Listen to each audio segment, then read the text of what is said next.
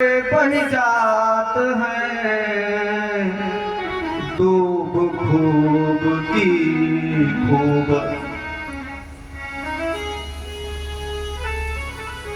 तो कहने का मतलब यह है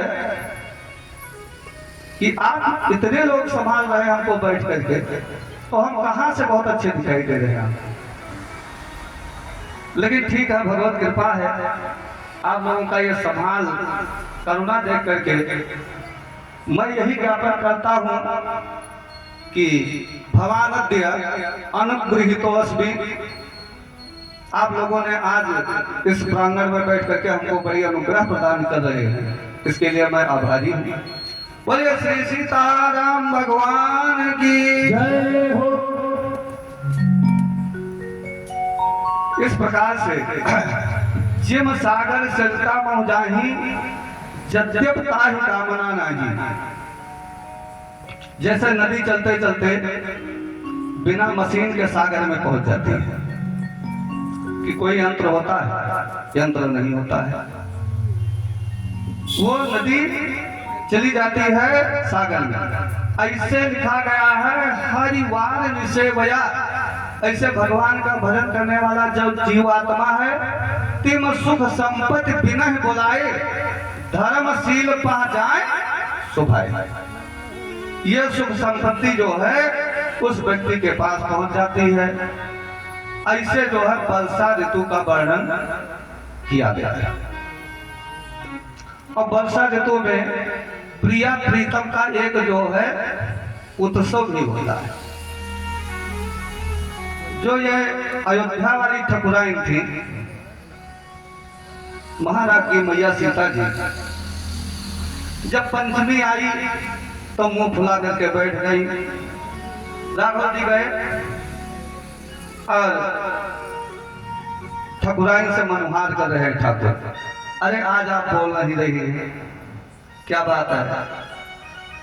प्रिया ने कहा प्रियतम से, सरकार ये सावन का महीना है, अगर मैं मायके जाती तो वहां सखियों के साथ में झूला झूलती, बहुत आनंद आता, हमारा हृदय भर जा रहा है अपने मायके की याद करके, झूले का याद करके। ठाकुर ने ठकुराइन को प्रसन्न करने के लिए मणि पर्वत पर झूला डलवाया। आज भी मणि पर्वत है अयोध्या में, मणि पर्वत पर झूला पड़ा और ठाकुर जी ठकुराइन को डोली में बैठा करके और मणि पर्वत पर लेकर के गए। और पंचमी तिथि को वो झूला पड़ा महाराज, और रक्षाबंधन तक वो झूला झूलती रही। आज भी झूला प्रसंग अयोध्या में बहुत ढंग से मनाया जाता है। ऐसे वृंदावन में वहां की ठकुराइन है राधे रानी। राधे रानी ने सरकार से कहा कि हाँ ये जो है सावन का महीना है तो सरकार झूला महोत्सव होना चाहिए। झूला पड़ा, जो सखियां हैं वो झूलन झूला रही हैं और गा रही हैं। क्या गा रही हैं? अरे रामा झिम झिम बरसे पनिया झोले राधा रनिया ये हारी।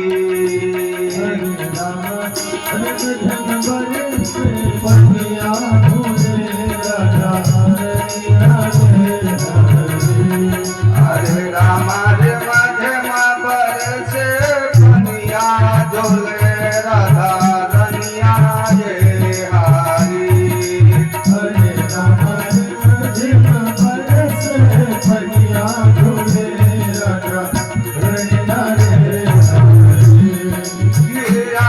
घुमाए घन सारे बड़े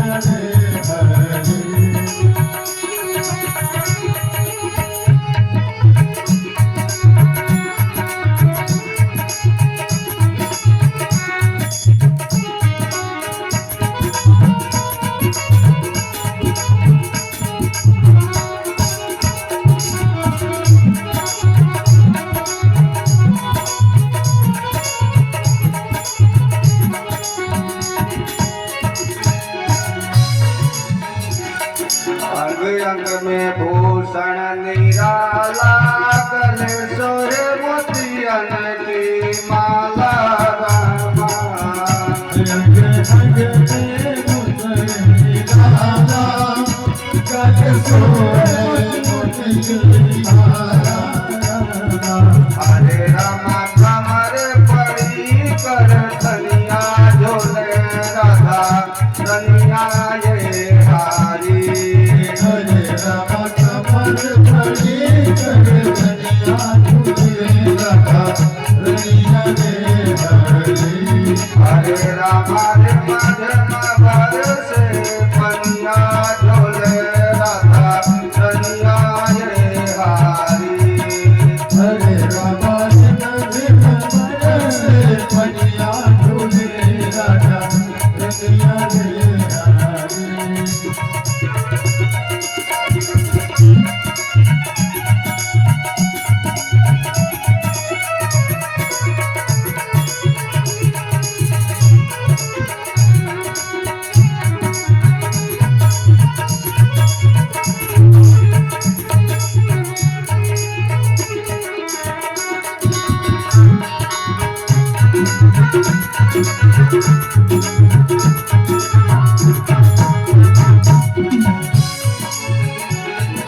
तुम झूले सुरंग ही डोला, बिन दाम लेत मन मोला रामा।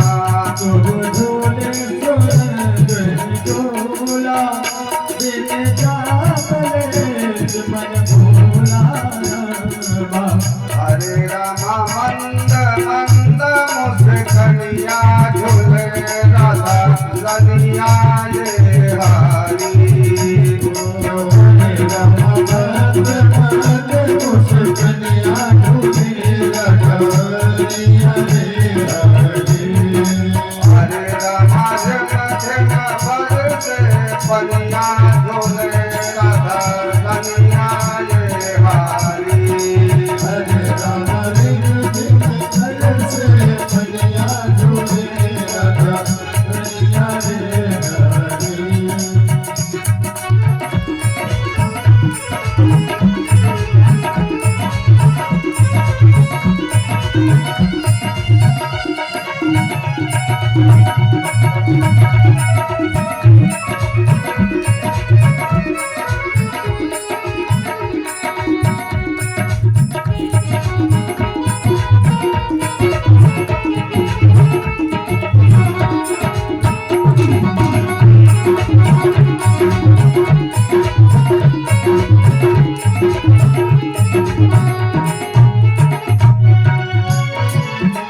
गल पहिया दो झूले होके मस्त हीरे दो बोले रामा। गले पहिया दिए दो झोले, होके मारे दो झोले रामा। हरे रामा भोले नहीं चितवनिया झूले राधा धनिया ये हारी। हरे रामा भोले नहीं चितवनिया झूले राधा धनिया ये हारी। हरे रामा रे मध्यम पर से पनिया झोले राधा धनिया ये हारी। हरे रामा रिम झिम से पनिया झूले राधा धनिया ये हारी। हरे रामा रे मध्यम पर से पनिया झोले राधा धनिया ये हारी। हरे रामा रिम झिम से पनिया झूले राधा धनिया ये हारी। हरे रामा रे मध्यम पर से पनिया झोले राधा धनिया ये हारी। हरे रामा रिम झिम से पनिया झूले राधा धनिया ये हारी। हरे रामा हरे मध्यम पर से पनिया झोले राधा धनिया ये हारी। इस प्रकार से जो है प्रिय और प्रियतम का ये झूलन महोत्सव मनाया गया। और झूलन महोत्सव बनाने के बाद में भागवत जी में 5 गीत है। ये गीत नहीं जो सुनो है अरे रामा रिम झिम बरसे परिया। 5 गीत ये भागवत के पंच प्राण कहे गए। पहले गीत का नाम है बेणु गीत, दूसरे गीत का नाम है प्रणय गीत, तीसरे गीत का नाम है गोपी गीत, चतुर्थ गीत का नाम है जुगल गीत, पंचम गीत का नाम है भ्रमर गीत। ये 5 गीत भागवत में लिखे गए हैं। और इस जो है 5 गीत में पहला है बेणु गीत।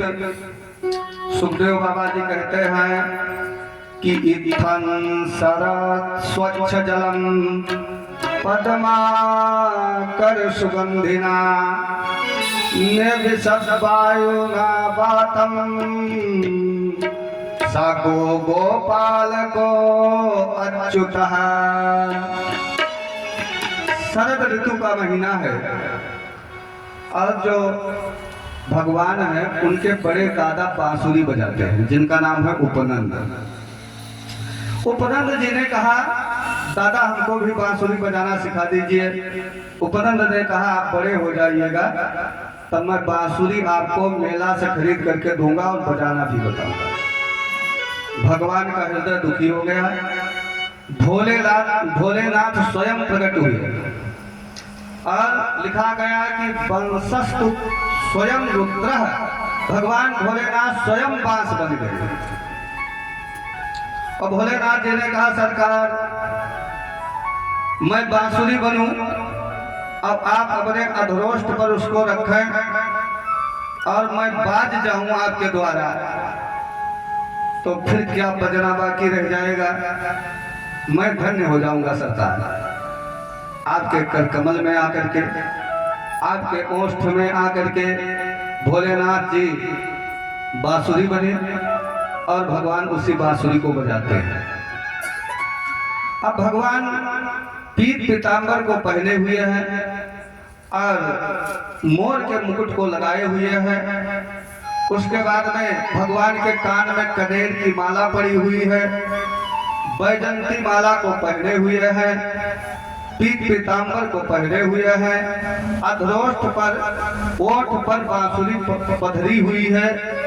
और भगवान जब बेणु निनाद करते हैं तो जो नंद बाबा की 9 लाख गौएं हैं, जो महाराज जहाँ है जो खा रही हैं वहीं पर वो बिल्कुल चित्र लिखित हो जाती है, चित्र के समान खड़ी हो जाती है।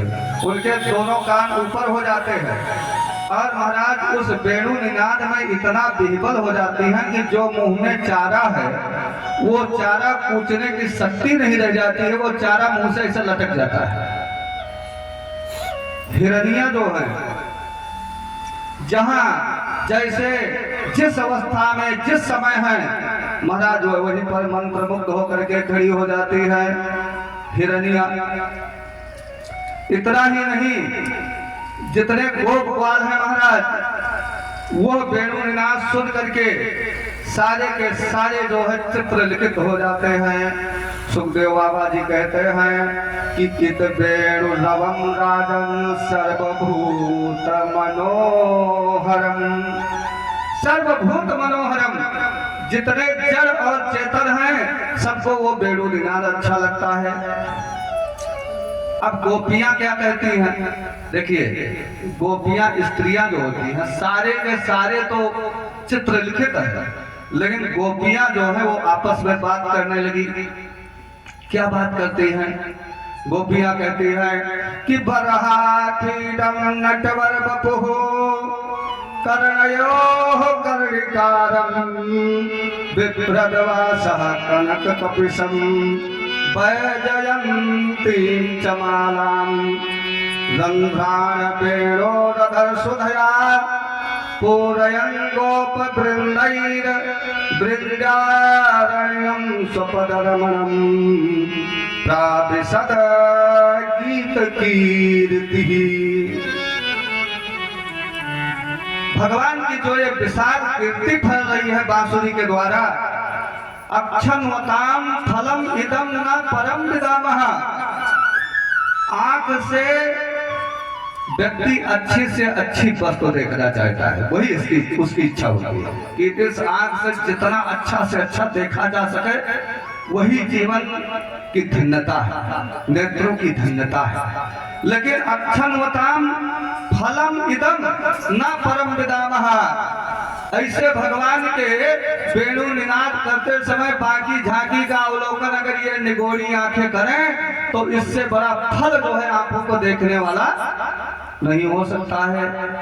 ऐसे जो है वेणु गीत को गाया, उसी बात को जो है हिंदी कवि कहता है, क्या कहता है?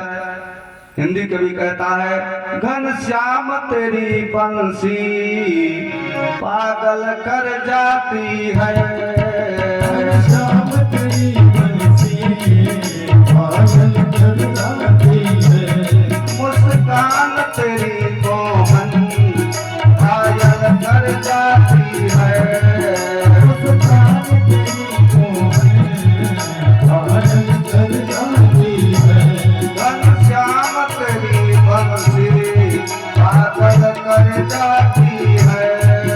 घनश्याम तेरी बंसी घायल कर जाती है।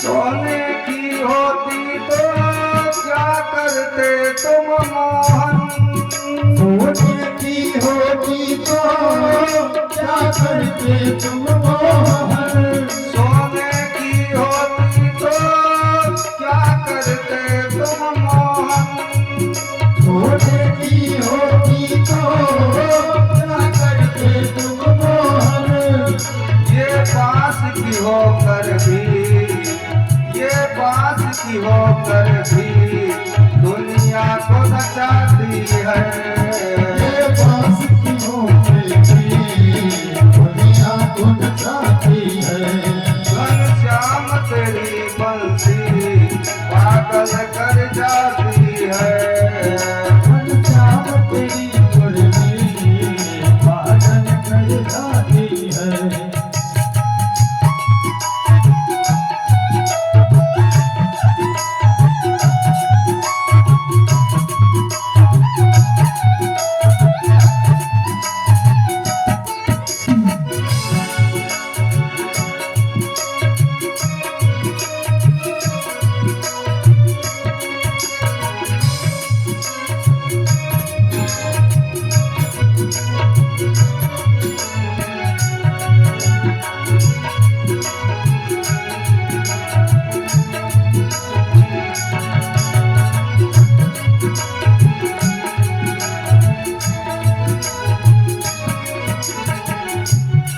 तुम गोरे होते तो क्या कर जाते मोहन, तुम गोरे होते तो क्या कर जाते मोहन, तुम गोरे होते तो क्या कर जाते मोहन, तुम गोरे होते तो क्या कर जाते मोहन, जब काले रंग पर ही, जब काले रंग पर ही दुनिया मर जाती है, जब काले रंग पर ही दुनिया मर जाती है, घनश्याम तेरी बंसी पागल कर जाती है, घनश्याम तेरी बंसी पागल कर जाती है।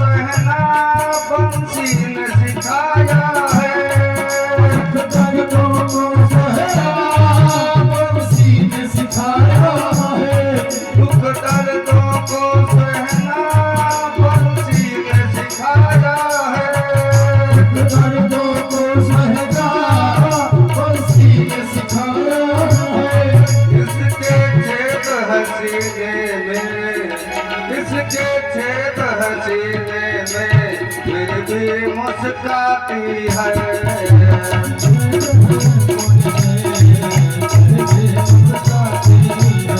घनश्याम तेरी बंसी पागल कर जाती है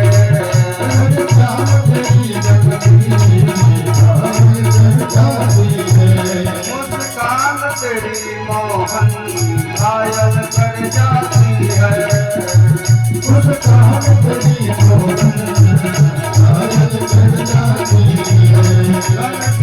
तेरी बंसी पागल कर जाती है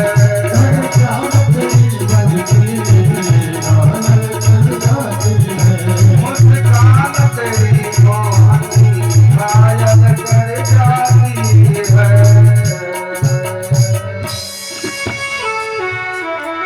इस प्रकार से भगवान ने जो है वेणु निनाद किया और जितने लोग हैं सबको वेणु निनाद बहुत अच्छा लगा। इत वेणुरवं राजन सर्वभूत मनोहरम, सबको बड़ा अच्छा लगा। वेणु गीत गाया गया। उसके बाद में भागवत में एक प्रसंग है, भगवान ने चीर हरण किया।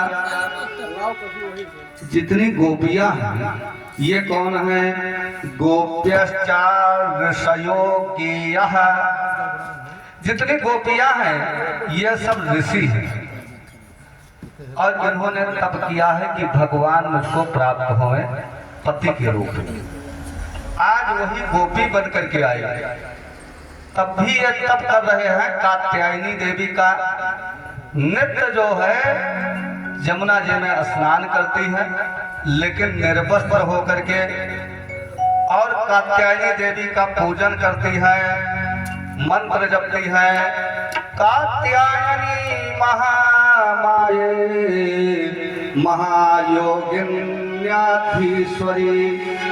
नंद गोप सुतम देवी पतिम में कुरुते नमः ते नमः। आपको प्रणाम है। क्यों? नंद गोप सुतम देव पतिम में, जो नंद गोप के पुत्र हैं कृष्ण भगवान, वो मेरे पति के रूप में प्राप्त हो जाए, यही जो है मंत्र का पाठ करती है। भगवान ने कहा कि ये ऋषि महात्मा है और इस समय गोपी बन गए। पहले बहुत नियम ध्यान से हमारी पूजा करते थे, अब सब ये नियम ध्यान जो है एक ताक पर रख करके केवल मंत्र जप रहे हैं। और चाहे जिस अवस्था में हो, अगर नियम नहीं है तो आपको किसी कार्य का मूल्यांकन मिलने वाला नहीं है। हर काम नियम से होगा। आप परीक्षा देने गए, रोल नंबर आप बगल वाले का लिखे हुए, और चाहे जितना काफी जो है आप लिखे रहे, तो नंबर तो उसी को मिल जाएगा। आपको नंबर कहाँ मिलने वाला? हर वस्तु आपको नियम पर मिलती है, और जैसे नियम के खिलाफ करेंगे तैसे उस वस्तु से आपको लाभ ही होगा। ऐसा शास्त्र में नियम होता है। कुछ काम निर्वस्त्र होकर के नहीं करना चाहिए। शास्त्र कहता है कि स्नानम दानम तथा होमम शयनम भुजम विवस्त्रो न परकुर्वीता कुर्वाणः यद पाप कृत भवेद। स्नान बिना वस्त्र के नहीं करना चाहिए, दान बिना वस्त्र के नहीं करना चाहिए, होम बिना वस्त्र के नहीं करना चाहिए, शयन बिना वस्त्र के नहीं करना चाहिए, गमन कहीं जो है बिना वस्त्र के जाना नहीं चाहिए, भुजिम भोजन करते समय वस्त्र जरूर रहना चाहिए, निर्वस्त्र नहीं रहना चाहिए कि एक भी वस्त्र ना रहे। अगर आप यह सब काम बिना वस्त्र के करते हैं तो आपको कोई पुण्य नहीं मिलेगा, पाप कृत भवे, उसको पाप की ही प्राप्ति होगी। भगवान ने सोचा कि इनको नियम कैसे बताया जाए। भगवान गए और गोपियों के चीर को जमुना जी से उठा करके कदम वृक्ष पर चढ़ गए और जब गोपियां स्नान कर चुकी तो हेमंते प्रथमे मासे, अगहन का महीना है और अगहन के महीना में कितनी ठंड होती है। गोपियां थर-थर कांप रही हैं। देखा कि गोपियों के वस्त्र नहीं हैं। इधर उधर देखा, ऊपर देखा तो भगवान श्याम सुंदर वस्त्र को लिए बैठे हुए थे। हाथ जोड़ा, कहा मानयम भोक्तास्त्वां तु नंदसुतम प्रियम। मानयम भोग कृथाः बोले तो ये आपके कुल के उचित कार्य नहीं है। भगवान से कहा, हे माननीय, यह आपके कुल के उचित कार्य नहीं है। आप मेरा वस्त्र दे दीजिए। और आप सब कुछ जानते हैं, भगवान ने कहा अगर वस्त्र मैं आपको दा दूं तो आप क्या कर सकती हैं। तब जो है दासियों ने कहा कि चेदराज्ञे ब्रुवामहे। चेदराज्ञे, जो यहाँ के राजा महाराज कौन समय उनसे जाकर के शिकायत कर दूंगी। भगवान ने कहा तब तो मैं वस्त्र तुमको कदापि नहीं देने वाला हूँ, जाओ तुम पहले पता करके आओ। गोपियों ने कहा सरकार मैं ऐसे जो है कहाँ राज दरबार में जा सकती हूँ।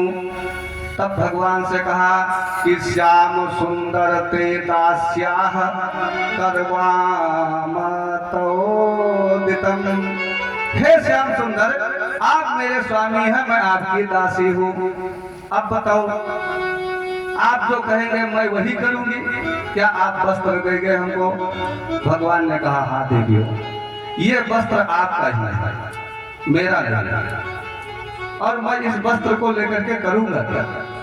लेकिन आप लोग मंत्र जपने में त्रुटि कर रही थी, उसी के सुधार के लिए मैंने ये वस्त्र चुराया। आप तो सब ऋषि महात्मा है, वो ऋषया गेयः, आप सब ऋषि महात्मा है। इस वस्त्र को लीजिए, अब आप पहनिए, आपकी मनोकामना पूर्ण हो गई। समझ लीजिए आपको मैं पति रूप में प्राप्त होऊंगा। ऐसा भगवान ने जो है आशीर्वाद प्रदान किया गोपियों को। और उसके बाद में दीपावली का अवसर आ गया। दीपावली धूमधाम से वृंदावन में मनाई गई। और दीपावली के बाद में होता है अन्नकूट। क्या होता है? अन्नकूट। उसको भैया दूज भी कहते हैं। उस दिन सारे वृंदावन में पूजन की सामग्री एकत्रित की जा रही है, नैवेद्य एकत्रित किया जा रहा है। भगवान को भनक नहीं है कि ये क्यों एकत्रित किया जा रहा है। नंदराय बाबा जी से भगवान ने पूछा, कहा कथताम में पिता कोयम संभ्रमो उपागतः। कथताम में पिता, हे पिताजी हमको बताइए ये कौन सा महा अवसर आ गया है, इतनी सब सामग्रियां एकत्रित की जा रही हैं, किस कारण। तब नंदराय बाबा जी ने कहा देखो हम लोग हैं ग्वाल और हम लोगों का धन है गऊ। अब गऊओं को भोजन घास फूस से मिलता है और घास फूस बरसात से होती है। और बरसात के देवता है महाराज इंद्र। बेटा मैं प्रत्येक वर्ष गऊओं को सुखी करने के लिए, परिवार को सुखी करने के लिए मैं इंद्र पूजा करता हूँ। भगवान ने नंदराय बाबा जी से कहा पापा मैंने सुना है शास्त्रों में ऐसा लिखा हुआ है कि कर्मणा जायते जंतु कर्मणैव विलीयते, सुखम दुखम भयं क्षेमं कर्मणैवाधिपत्यते। बाबा मैंने सुना है कि जो जैसा कर्म करता है उसी प्रकार से उसको सुख दुख भय और शांति की प्राप्ति होती है। आप कर्म नहीं करेंगे तो आपको जो है पूजा के द्वारा आपका कार्य चलने वाला नहीं है। अब आप नीट की तैयारी करें और नित्य हनुमान चालीसा का पाठ करें और फिजिक्स केमिस्ट्री बायोलॉजी बॉटनी न पढ़ें, आप कहें कि जो है हमारा 600 के ऊपर कट ऑफ जाएगा, तो हो आपको 0 नंबर ही प्राप्त होगा। माइनस दे नहीं सकते हैं, आप माइनस से करके आएंगे, माइनस मार्किंग होती है, माइनस में चला जाएगा नंबर, लेकिन माइनस देंगे नहीं, 0 करेंगे सीधा सीधा। देखिए ये संसार कर्म प्रधान है। भोजन आ गया आपके समक्ष, आप मंत्र जपे कि ये भोजन हमारे मुंह में चला जाएगा, हम कर्म नहीं करेंगे, तो आपको जो है उस भोजन का स्वाद नहीं मिलेगा जब तक हाथ से आप कर्म नहीं करेंगे। तो प्रधानता किसकी है? कर्म की है। इसीलिए गोसाई बाबा जी लिखते हैं कि कर्म प्रधान विश्व करि राखा,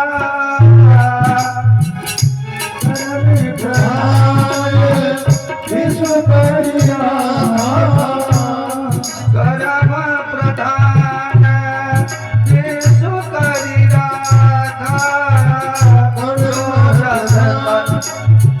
विश्व करि राखा, जो जस करहि सो तस फल जाता, जो जस करहि सो तस फल जाता, जो जस करहि सो तस फल जाता, जो जस करहि सो तस फल जाता।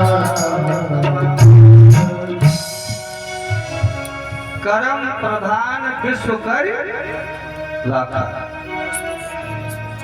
कर्म की प्रधानता है, आप जैसा कर्म करेंगे वैसा फल मिलेगा। तो हमारे लिए कर्म क्या है बाबा? गो विप्रा अनल पर्वतान, हम गौ सेवा करेंगे दूध मिलेगा, ब्राह्मणों की सेवा करेंगे आशीर्वाद मिलेगा, और ये गिरिराज की सेवा करेंगे तो गौओं को घास फूस प्राप्त होगा। कहने का मतलब क्या है? कहा गऊ को ले चलो, ब्राह्मणों को ले चलो, और हम लोग गिरिराज की आज पूजा करेंगे। वही हमारे जो है श्रेष्ठ देवता है। नंदराय बाबा जी को बात अच्छी लगी, लेकिन विचार कर रहे क्या करना चाहिए, लेकिन भगवान हठ कर लिए। नंदराय बाबा गौ समेत 56 प्रकार के व्यंजन को लेकर के गिरिराज शिखर पर जाते हैं। भगवान वहां गिरिराज के रूप में प्रकट हो गए। भगवान ही देवता है और भगवान ही आचार्य है, भगवान ही जजमान है। वहां पर सब भगवान में है। यदन्नः पुरुषो भवति तदन्नः तस्य देवताः, जो जैसा योग्य जजमान होता है वैसे उसको योग्य परमात्मा और आचार्य प्राप्त होते हैं। यह शास्त्र का नियम है। जब भगवान ही देवता है रहे हैं तो भगवान के सामने भगवान है देवता। जब भगवान ही आचार्य ढूंढ रहे हैं तो आचार्य भी भगवान होंगे। सारे के सारे भगवान हैं। अब भगवान ने गिरिराज भगवान को आवाहन करके कहा स्नान कराओ। अब भैया जो है वहां जल था नहीं। सारे लोगों ने कहा कन्हैया ये तो बहुत बड़े भगवान है, 1-2 लोटा से इनको स्नान होगा नहीं, क्या किया जाए? भगवान ने कहा सभी लोग मानसी गंगा का ध्यान करो। जैसे लोग कहते हैं मन में गंगा का ध्यान कर लो सब काम हो जाता है। सारे गोप वालों ने मन में गंगा जी का ध्यान किया, मानसी गंगा प्रकट हो गई। उससे गिरिराज जी का स्नान कराया है, टीका किया, और महाराज वो समस्त 56 प्रकार का व्यंजन का नैवेद्य कर दिया, भोग लगा दिया। गिरिराज भगवान सब प्रसादी को पा गए, पूजा संपन्न हो गई। और इस प्रकार से जितने गोकुलवासी है सबने जो है 7 कोस लंबे चौड़े गिरिराज हैं, उनकी परिक्रमा किया। अब परिक्रमा करके घर आ जाते हैं। इंद्र महाराज जी को ऐसा लगा कि मेरा बहुत बड़ा अपमान हुआ है अब किसी व्यक्ति को जब यह प्रतीत होता है मेरा अपमान हो गया है, तो उसके अंदर एक बात उत्पन्न होती है प्रतिशोध की। वो प्रतिशोध करता है। कहा लाओ इस बालक से प्रतिशोध किया जाए। सामंतक गणों को बुलाया, मेघमालाओं को जो प्रलय के समय बरसात करते हैं, कहा जाओ इतना पानी बरसाओ कि पूरा वृंदावन जो है नष्ट भ्रष्ट हो जाए। महाराज सामंतक मेघ आए और बरसात करना प्रारंभ किया। हाथी के सूंड के प्रमाण के बराबर मोटी धारा गिरने लगी और जितने गोपवाल हैं, गौए हैं, सब थर-थर कांप रहे हैं और सब भगवान की शरण में गए। गोपा गोप्यश्चा सीतार्ता गोविंदम शरणम ययुः। भगवान के शरण में पहुंचे, हे गोविंद रक्षा करो। भगवान ने कहा मैं कुछ भी नहीं कर सकता।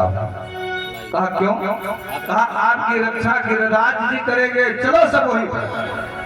सारे वृंदावन वासियों को गिरिराज के पास में लेकर के आए हैं और वहां पर जब पहुंचे तो भगवान ने कहा आप सभी लोग नेत्र बंद करके गिरिराज भगवान का ध्यान करो, अभी ये रक्षा करेंगे। सारे लोग नेत्र को बंद किए। भगवान ने 7 वर्ष की अवस्था में 7 को लंबे चौड़े गिरिराज को कनिष्ठांगुली पर धारण कर लिया और 7 दिनों तक बरसात होती रही और सारे गौ गोप ग्वाल उसी पर्वत के नीचे आश्रय लिया। इस प्रकार से आश्रय प्राप्त हो गया और मेघमालाओं ने जाकर के इंद्र महाराज जी से कहा अब इंद्रपुरी में एक बूंद पानी नहीं बचा हुआ है, मैंने सब धकेल दिया वृंदावन में, अब वृंदावन का नामो निशान नहीं होगा। इंद्र ने कहा अच्छा मैं जाकर के देखता हूँ। इंद्र महाराज जब आए तो देखा वृंदावन वैसे हरा भरा बना हुआ है, गिरिराज वहीं पर स्थापित है। ऐसा क्यों हुआ? इसलिए हुआ, अब प्रश्न है वो पानी गया कहाँ? एक बार भगवान विष्णु जी से लक्ष्मी जी ने कहा कि मैं ब्राह्मण को भोजन कराना चाहती हूँ। भगवान ने कहा ब्राह्मण को भोजन कराने में बहुत झंझट होता है, यह सब खुराफात तुम्हारे दिमाग में कहां से आ गया? इतने में दुर्वासा जी आ गए। दुर्वासा जी ने आधी तीहा बात सुन लिया। भगवान से पूछा वो क्या ब्राह्मण भोजन ये सब कर रहे थे? तब तक लक्ष्मी जी ताजे कह रही थी, उनके मुंह से निकल गया सरकार ऐसा सोच रही थी। दुर्वासा जी ने कहा ये तो बढ़िया संयोग है, हम जो है आ गए हैं और हम ही भोजन कर लेंगे, आपका ब्राह्मण भोजन भी हो जाएगा। कहा अच्छा। अब दुर्वासा जी हाथ पैर धो करके चौका में उठे, लक्ष्मी जी भोजन बनाना प्रारंभ किया। अब महाराज साग लेकर के आवे, सब्जी खाए बैठा, पूरी लेकर के आवे, जब तक साग लागे जाए तब तक पूरी ही खाए बैठे। जो खाने एक दूसरे से खाने वाली वस्तु थी उसको एकत्रित नहीं होने दिया और सब खा लिया। लक्ष्मी जी को पसीना छूटने लगा। जितना अनाज भंडार गृह में था सब पकवा दिया महाराज और बिल्कुल जो है पसीना से तरबतर हो गई और दुर्वासा जी सब खाते जा रहे हैं। अब जब थोड़ा सा भोजन बचा तब लक्ष्मी जी भगवान के पास आई। कहा सरकार सब काम हो चुका है, केवल श्राप बाकी है, अभी जो है भोजन कम हो जाएगा और दुर्वासा जी हमको श्राप देंगे। तो यहाँ पर भगवान को लक्ष्मी जी का अहंकार भी कम करना था, इसलिए क्योंकि तुलसी जो है लक्ष्मी जी की सवत है और सवत से सभी लोग डाह करते हैं। तो भगवान ने कहा तुलसी पत्र डाला आपने? कहा वो तुलसी पत्र से क्या होगा? भगवान ने कहा हाँ ना में उत्तर दो। नहीं डाला सरकार। श्राप से बचना चाहती हो? हाँ, अगर श्राप से बचना चाहते हो तो तुलसी पत्र डालो। कहा अच्छा। ले जा करके तुलसी पत्र जो डाला तो दुर्वासा जी को महाराज डकार आई और बिना पानी पिए हुए भागे। भगवान ने कहा आपने भोजन कर लिया, जलपान नहीं किया। दुर्वासा जी ने कहा कि आज जो है भोजन का भंडारा था, चल भंडारा किसी दूसरे दिन होगा। आज जब द्वापर युग में भगवान ने ये गोवर्धन पर्वत उठाया, सामंतक मेघ बरसात करने लगे, तब बाबा दुर्वासा को भगवान ने बुलाया, कहा आज आ जाओ, आज जल भंडारा है। वो जो है निमंत्रण अभी तक शेष था। दुर्वासा जी आए महाराज, उसी गोवर्धन की चोटी पर बैठे और दाढ़ी मोछ को ऐंठ करके ऐसे पकड़ लिया, मुंह को फाड़ दिया। जितनी बूंदे आकाश मंडल से गिर रही है सब दुर्वासा जी पान कर गए और अंत में हाथ मुंह किसी तरीके से अमनिया किए और अपने धाम को चले गए। इस प्रकार से एक बूंद पानी जो है वृंदावन में नहीं दिखाई दे रहा है। अब महाराज इंद्र को चिंता हुई कि अब क्या करना चाहिए, भगवान के साथ मैंने बहुत बड़ा अपराध किया है, अब भगवान हमको जो है क्षमा नहीं करेंगे। इसलिए इंद्र महाराज कामधेनु गौ को लेकर के आए। कामधेनु गौ ने भगवान का अभिषेक किया है अपने दूध से, भगवान प्रसन्न हो गए और इंद्र महाराज जी ने कहा कि भवाय भव गोप प्रदेवानाम ये चा साधवः। आप गौ ब्राह्मण के रक्षक हैं और हमारे भी रक्षक हैं, इसलिए हमको क्षमा कर दीजिए। आज से लोग आपको गोविंद कहेंगे। क्यों गोविंद कहेंगे? क्योंकि आप गौ के रक्षक हैं।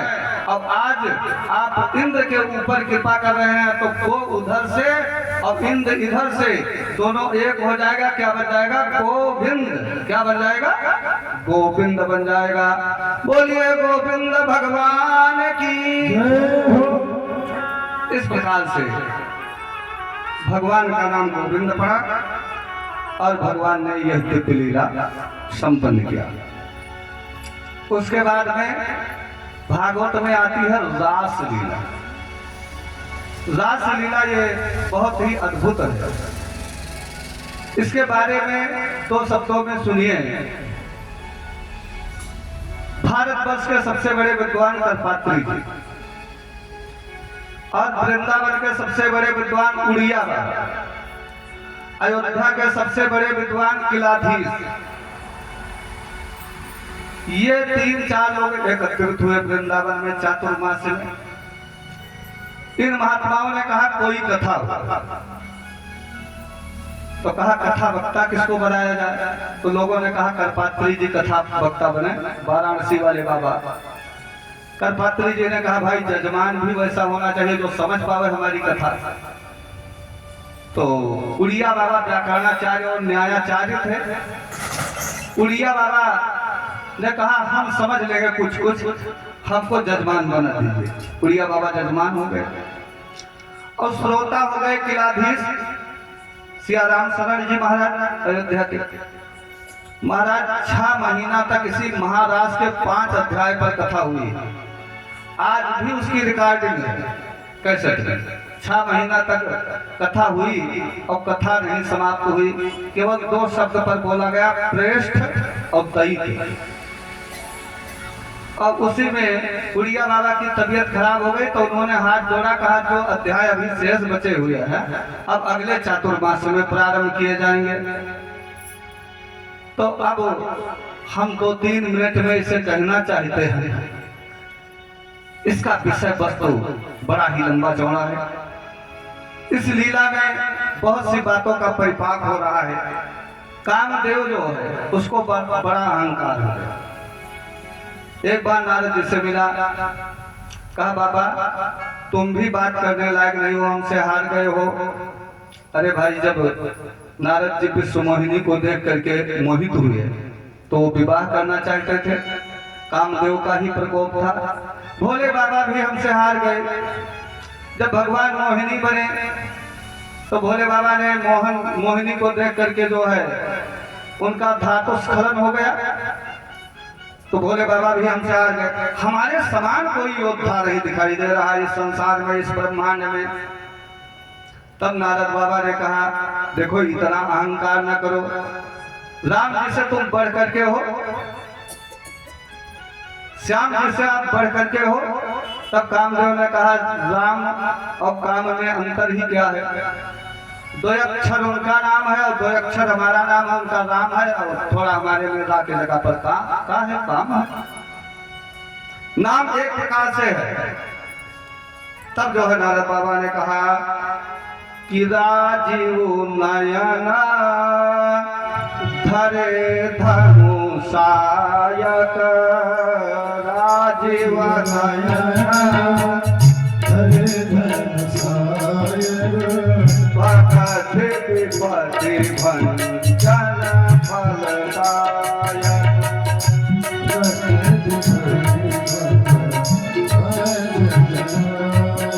भगत विपति भंजन सुखदायक,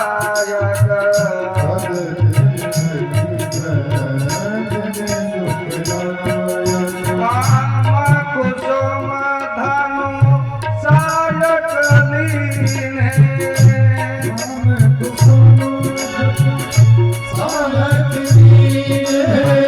सकल भुवन अपने बस कीने, काम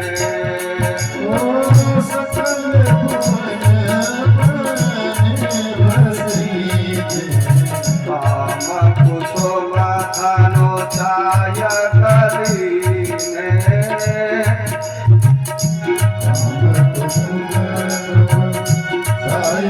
लीने, सकल भुवन अपने बस कीने, सकल भुवन अपने बस कीने।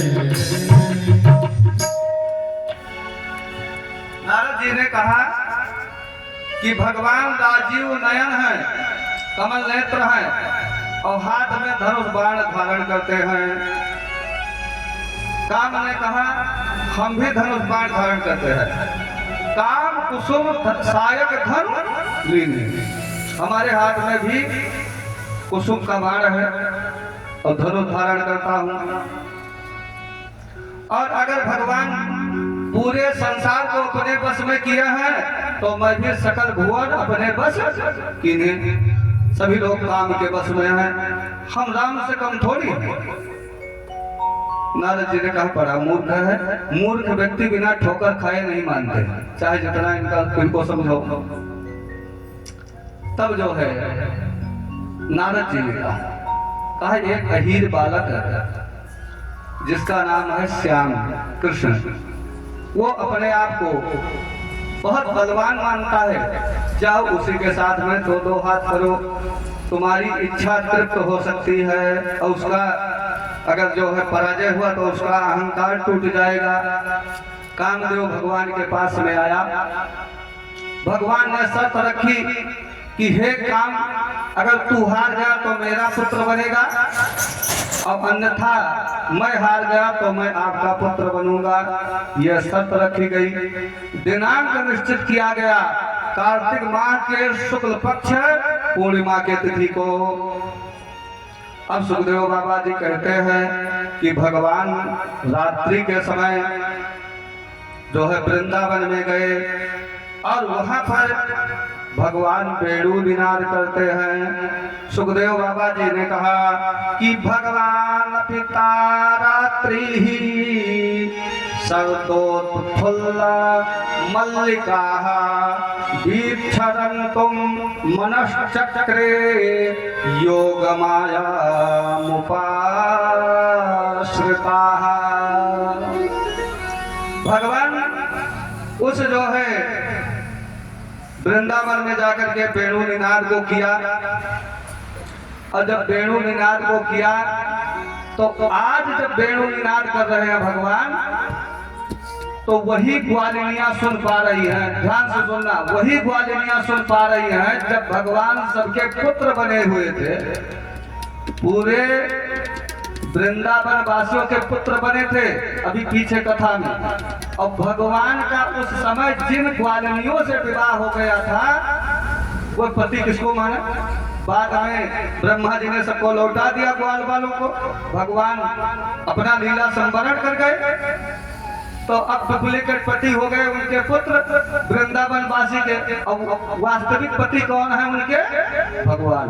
उनका विवाह किसके साथ में हुआ है? भगवान के साथ में हुआ है। वही स्त्रियां इस वेणु निनाद को सुन रही है। जो गऊ को दुह रही थी वह दोहन को छोड़ दिया है। जो हलवा बना रही थी उसको छोड़ दिया। जो पति के पैर को दबा रही थी वो उसको छोड़ दिया है। जो महाराज मुंह में आंगन क्रीम पाउडर लगा रही थी उसको छोड़ करके वो भाग ली। जिन्होंने जो काजल लगा रही थी, एक कान में काजल लगाए एक कान में नहीं लगाया है, वो उसको छोड़ करके भाग ली। और जिनके पति और उनके ससुर पुत्र उनको आने नहीं दिए, सुखदेव बाबा जी कहते हैं जहुर गुणमयम देहम सत्य प्रक्षीण बंधना। वो गाय एकांत में बैठ करके अपने शरीर का परित्याग करके दिव्य शरीर से भगवान के पास पहुंच गई। अब भगवान के पास पहुंची, भगवान ने गोपियों से कहा गोपियों इस जंगल में आप रात्रि में आई हैं, क्या करने आई हैं? अच्छा मुझे पता चल गया आप पूर्णिमा का चंद्रमा देखने के लिए आई हैं, लेकिन याद होना चाहिए कि भर्तुः शुश्रूषणं स्त्रीणां परो धर्मो हिमायया। शास्त्र कहता है कि स्त्री के लिए परम धर्म है पति की सेवा करना। पति के सेवा के अलावा स्त्रियों के लिए दूसरा धर्म नहीं बताया गया।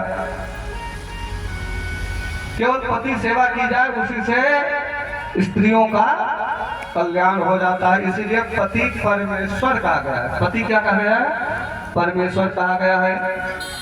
वसाई बाबा लिखते हैं कि एक ही धर्म एक व्रत निभा।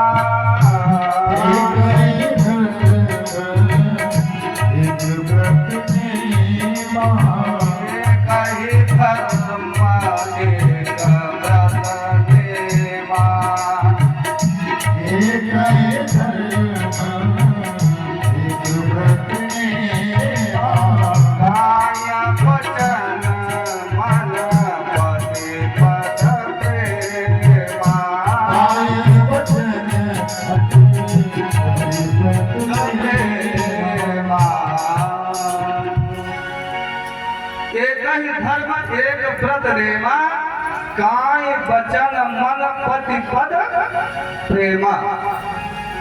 पति से प्रेम हो जाए समझ लीजिए बन गई। अब आप लोग लौट जाइए अपने पति की सेवा कीजिए। तब गोपियों ने प्रणय गीत गाया। अब प्रणय गीत में यही कहा आप सही कह रहे हैं पति सेवा करनी चाहिए, इसीलिए मैं नहीं लौट पाऊंगी। क्यों?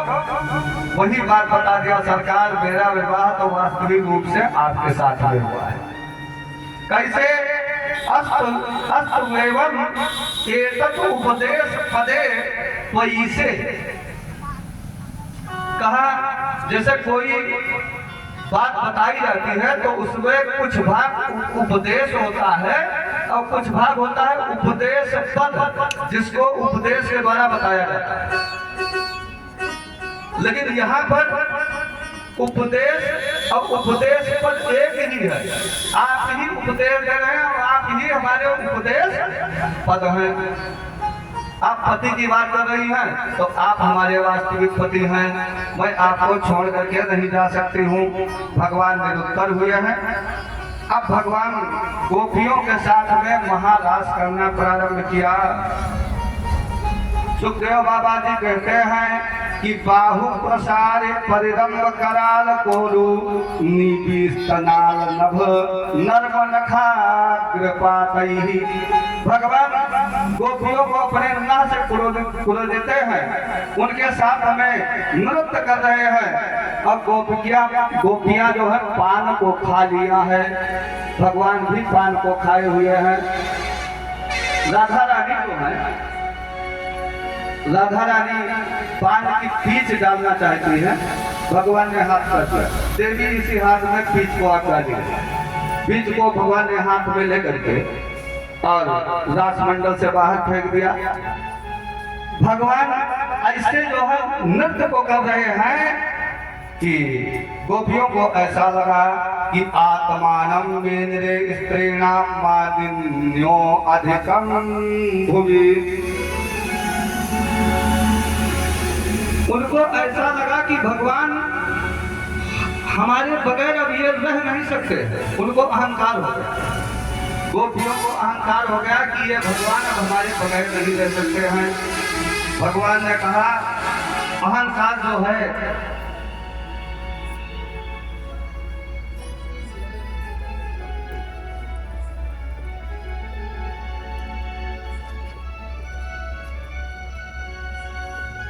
कथा में यही सब रोग होता है। दीमक हर जगह लगते हैं, हर वस्तु में लगते हैं, लेकिन चलो ठीक है।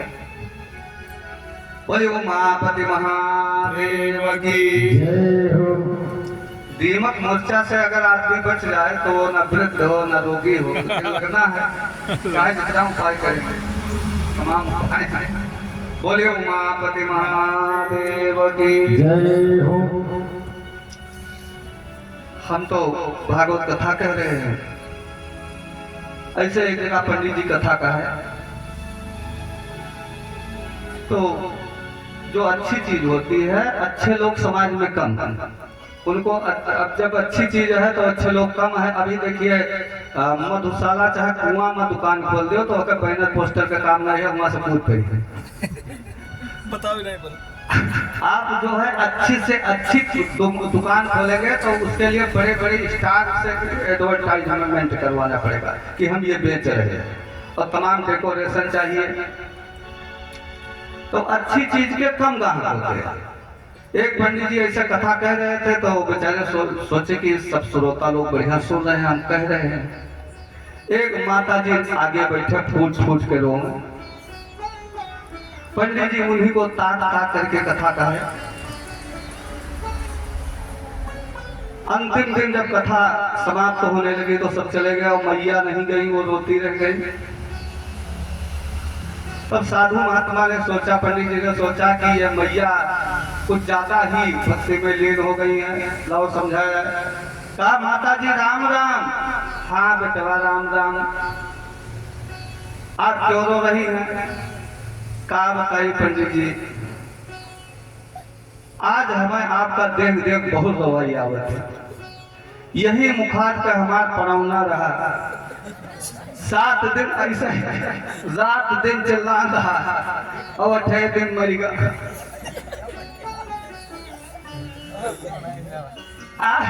आज जो है महाराज आपो का 7 दिन होगा। क्या पता। जय जय श्री सीताराम। आप छोड़ नहीं जाते हमारे द्वारा। बोले श्री सीताराम भगवान की जय। तो बच्चा के साथ भी ये होता रहता है। तमाम को माता जी मिल जाती है और समझता कि जाना पड़ौने चल रहा था हमारे। बोलिए उमापति महादेव की जय। ये सब कहना नहीं चाहते हैं, भागवत मंच है। बोले उमापति महादेव की जय हो। आत्मानं मेनरे स्त्रीणाम मानिन्यो अभ्ये अधिकम भुवि। उनको अहंकार हो गया, अरे ये ठाकुर हमारे बगैर रह नहीं सकते हैं। भगवान ने कहा अहंकार मेरा आहार है। भगवान जो है तत्रैवान्तर्धीयत, भगवान अंतर ध्यान हो गए। अब ये गोपियां जो हैं एक वन से दूसरे वन में ठाकुर को ढूंढ रही हैं। कहीं लता पताकाओं से पूछती हैं, कहीं वृक्षों से पूछती हैं। और महाराज जब ये गोपियां नहीं पाई तो ये कृष्ण लीला करती हैं। कोई पूतना बनती है तो कोई कृष्ण बनती है। और पूतना जो है वो कृष्ण को अपना स्तन देती हैं, ऐसा लीला कर रही हैं। इस प्रकार से जो है लीला कर करके ये गोपियां जब थक गई तो थकने के बाद में जो है ये एक स्थान पर बैठ करके एक गीत को गाया, जिस गीत के द्वारा इनका अहंकार गलित हो गया, इनसे छूटे हुए परमात्मा की प्राप्ति हो गई। उस गीत का नाम है गोपी गीत। गोपियों ने क्या कहा? कि जयति ते अधिकम जन्मना प्रजा श्रयत इंदिरा शश्वत तत्र हिना दैतदृश्यतां दिक्षुतावकाश त्वयि धृता सवस्त्वां विचिन्वते। अब गोप ऊंचू लिखा गया, एक व्यक्ति नहीं गा रहा है। गोप ऊंचू बहुवचन का प्रयोग है, सारी गोपियां गा रही हैं। क्या कह रही हैं कि जयति ते अधिकम जन्मना प्रजा। आपके जन्म लेने से इस ब्रज की शोभा वैकुंठ से भी उत्तम हो गई है। आपकी जो हलादनी शक्ति लक्ष्मी जी हैं वह भी आपके साथ में निवास कर रही हैं। अद्वैत दृश्यतां दिक्षुतावकाश त्वयि धृता सवस्त्वां विचिन्वते। भगवान के लिए दैत शब्द का प्रयोग किया। हे दैत, हे मेरे प्राणाधार, मैं इस प्राण को इसलिए धारण किए हुए हूँ कि चूंकि आपका मैं दर्शन चाहती हूँ, और यदि यह उत्प्रेक्षा नहीं होती कि आपका दर्शन होगा तो मैं जो है अब तक प्राण को त्याग देती। इसी बात को पूज्यपाद राजेश्वरानंद जी कहते हैं कि इस शरीर को जब परमात्मा के हाथ की कठपुतली आप मान लें, मन हो जाएगा। क्या कहते हैं पूज्यपाद जी, ये जीवन है तेरे हवाले मुरलिया वाले। ये जीवन है तेरे हवाले मुरलिया वाले। अपने चरण का आस बना ले, वृंदावन में बसा ले मुरलिया वाले। रावणी के बसा ले मुरलिया वाले। ये जीवन है तेरे हवाले मुरलिया वाले। ये जीवन तेरे हवाले मुरलिया वाले।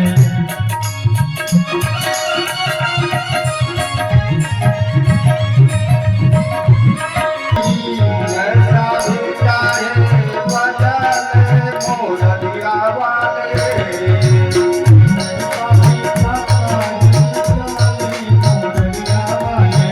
ये जीवन है तेरे हवाले मुरलिया वाले।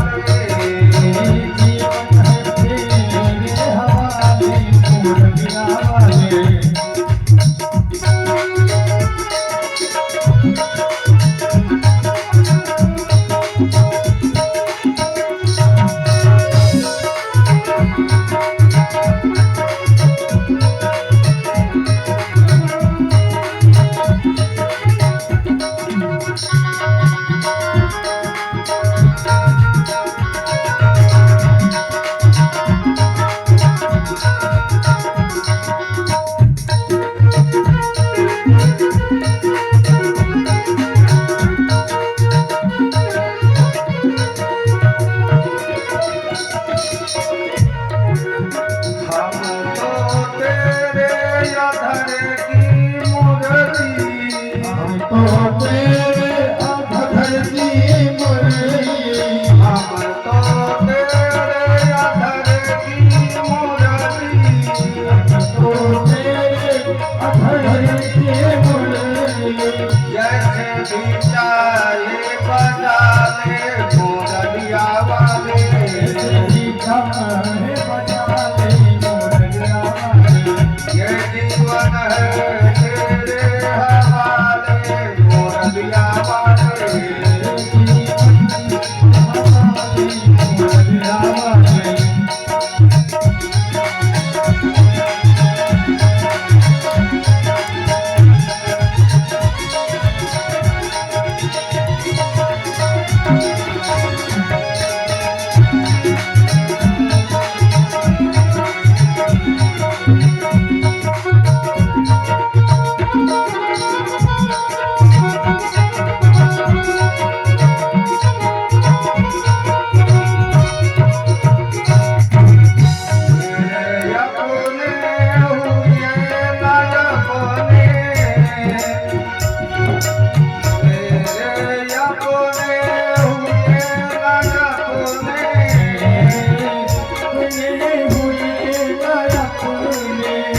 तो तू ही अपना ले मोरनिया वाले तो तू ही अपना ले मोरनिया वाले अब तो तू ही अपना ले मोरनिया वाले तो तू ही अपना ले मोरनिया वाले ये जीवन है तेरे हवाले मोरनिया वाले जीवन तेरे हवाले मोरनिया वाले मोरनिया वाले मोरनिया वाले मोरनिया वाले मोरनिया वाले ये जीवन है तेरे हवाले मोरनिया वाले जीवन तेरे हवाले मोरनिया वाले ये जीवन है तेरे हवाले मोरनिया वाले जीवन तेरे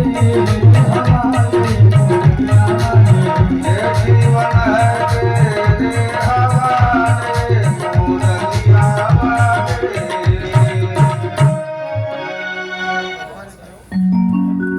इस प्रकार से जब गोपियों ने गोपी गीत गाया है तो गोपी गीत जब गाया तो भगवान वहां पर आए।